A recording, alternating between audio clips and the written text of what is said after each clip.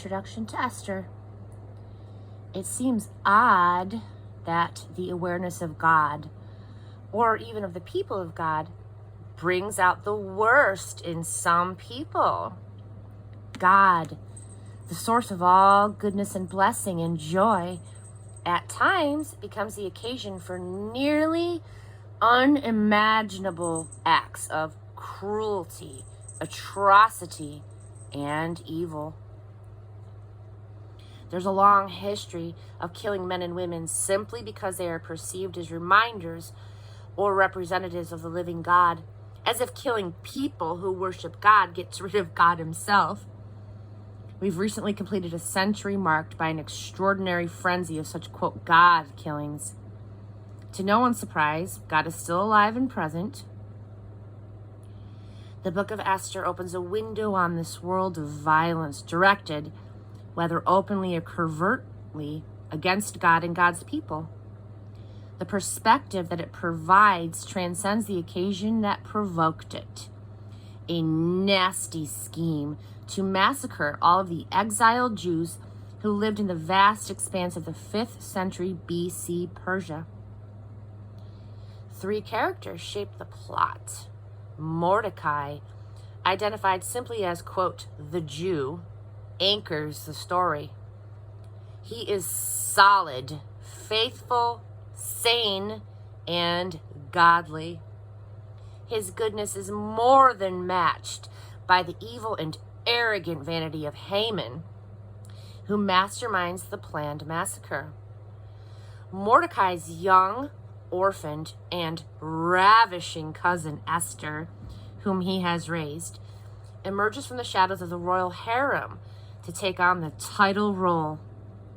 It turns out that no God representing men and women get killed in this story. In a dramatic turnaround, the plot fails. But millions before and after Esther have been and no doubt will continue to be killed. There is hardly a culture or a century that doesn't eventually find a Haman determined to rid the world of evidence and reminders of God. Meanwhile, Esther continues to speak the final and definitive word. You cannot eliminate God's people. No matter how many of them you kill, you cannot get rid of the communities of God-honoring, God-serving, God-worshiping people scattered all over the earth. This is still the final and definitive word. Who's this from? This unknown Persian Jew probably lived sometime within 150 years of the events. That is, he probably lived while Persia was still in charge of the Middle East before Alexander the Great took over. Who that was from, who wrote that, who's this to? Haman wasn't the only one in the vast Persian Empire or the Greek Empire that followed it who hated Jews. Jews refused to say that their God was the only one among many options.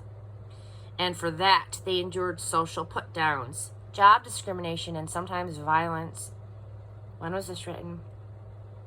It was written about 483 to 478 BC. After the Persian king Xerxes dethroned Queen Vashti, he took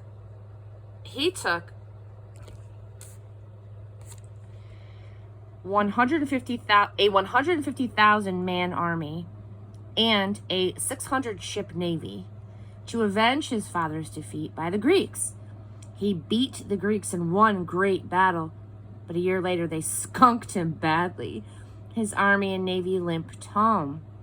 That was when he started having girls rounded up in the villages in his hunt for a new queen. A generation or two before Esther became queen, a few thousand Jews returned to Judah from Babylon and began trying to recreate some kind of Jewish homeland. Despite severe challenges, they had managed to rebuild a small temple, but in Esther's time, Jerusalem was still a shabby settlement without defensive walls.